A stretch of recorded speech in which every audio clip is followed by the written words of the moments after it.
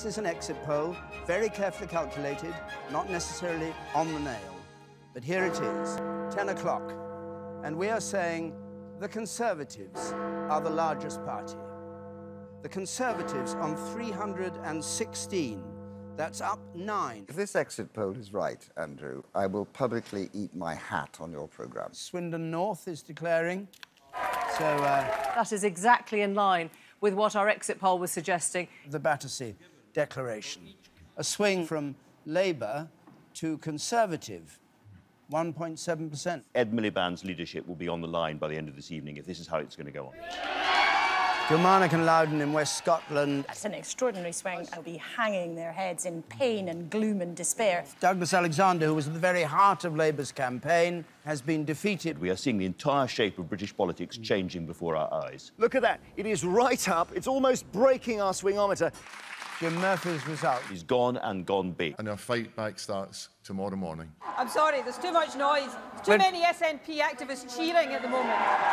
Red car, you can see here. It's a horrifying column, that, for the Lib Dems, down 27%.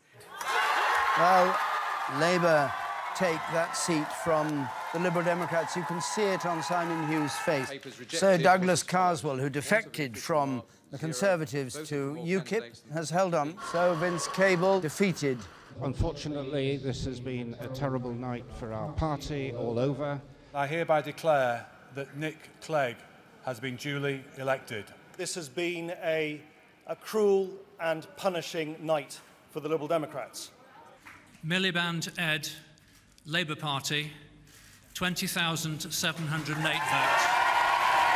This has clearly been a very disappointing and difficult night for the Labour Party. David William Donald Cameron is duly elected as Member of Parliament. I want my party, and I hope a government I would like to lead, to reclaim a mantle that we should never have lost.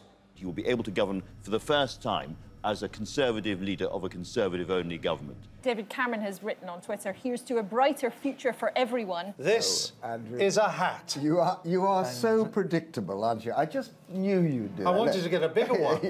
Balls, Ed, Labour and Cooperative Party, 18,354. Well, I think it's fair to say that's probably the biggest casualty of this election so far. I'm just sorry we couldn't quite do enough to repeat what we did in 2010. It is as if an electoral firing squad has felled a generation of Labour leaders. UKIP, 16,026.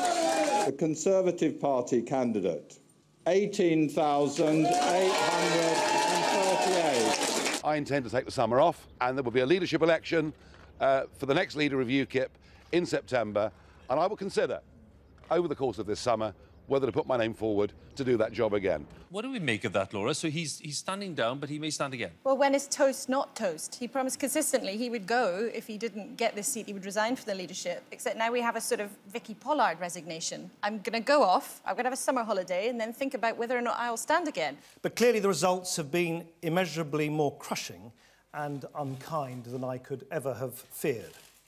For that, of course, I must take responsibility, and therefore I announce that I will be resigning as leader of the Liberal Democrats. Britain needs a Labour Party that can rebuild after this defeat so we can have a government that stands up for working people again.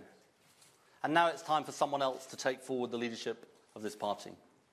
So I'm tendering my resignation, taking effect after this afternoon's commemoration of VE Day at the Cenotaph. So Ed Miliband, the third leader in the past few hours to announce his resignation.